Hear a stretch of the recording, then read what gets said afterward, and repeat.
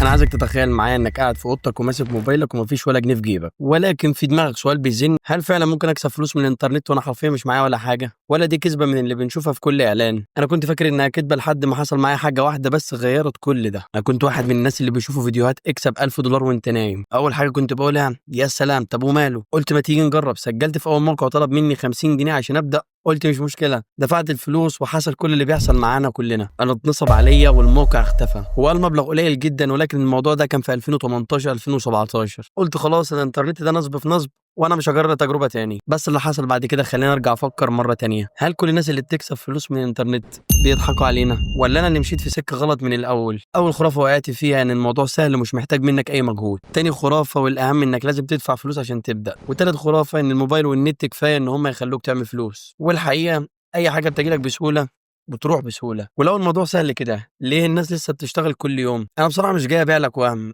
انا جربت اكتر من طريقه وقررت ابدا من جديد، بس المره دي صح. الفصل الاهم في القصه دي ازاي بدات اكسب بجد.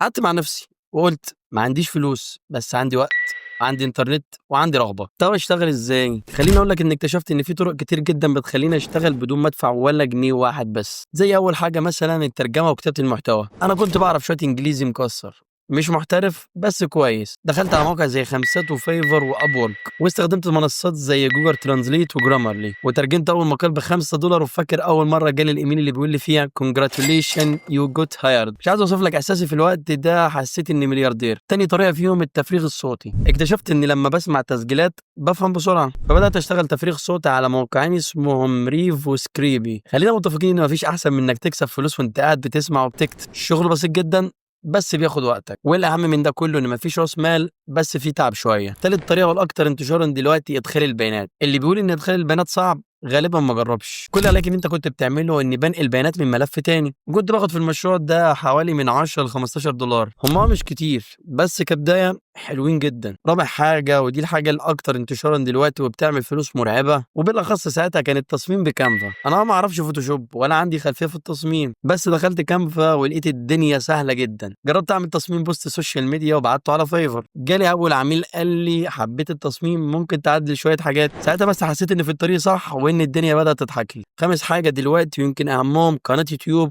بدون مظهر بوشي. وانا اكتر حاجه بحبها بصراحه اليوتيوب من زمان، بس في الاول كنت محرج اظهر بوشي، فبدات اعمل فيديوهات بصوتي بس باستخدام فيديوهات مجانيه من مواقع زي بيكسلز. وما فيش مشاهدات كتير في الاول، بس لما بدات افهم الجمهور كل حاجه اتغيرت. طبعا انت بتسال نفسك انت هتبدا ازاي، ولكن انت قبل السؤال ده كل اللي انت محتاجه هو 3 حاجات. اول حاجه فيهم تحدد ايه اللي بتعرف تعمله او نفسك تتعلمه. تاني حاجه تدخل على مواقع الشغل الحر زي خمسات وفايفر وابورك وفريلانسر. تالت حاجه والاخيره تشتغل على نفسك وتبدا صغير بس تبدا. مفيش حاجه اسمها في البدايه انا ما عنديش، في حاجه اسمها لسه ما بداتش. انا اول $10 كسبتهم اونلاين كانوا بعد تعب كتير جدا جدا جدا، بس هم اللي خلوني اكمل وادوني الدافع لده. مش لازم تكسب كتير من اول يوم، بس الاهم انك تخليك صادق مع نفسك، ومع الوقت هتشوف الفرق. وفي النهايه قولي في الكومنتات ايه اكتر طريقه شايف انها مناسبه ليك، ولو عندك سؤال اهم حاجه سيبولي تحت وانا هرد عليك بنفسي. اهم حاجه لو عجبك الفيديو ما تنساش اللايك والتابعنا عشان يوصلك كل جديد، عشان لسه عندنا افكار هتغير تفكيرك عن الشغل على الانترنت. انا ابراهيم احمد وده كان جزء من رحلتي من الشغل اونلاين. اشوفك الفيديو الجاي بافكار جديده.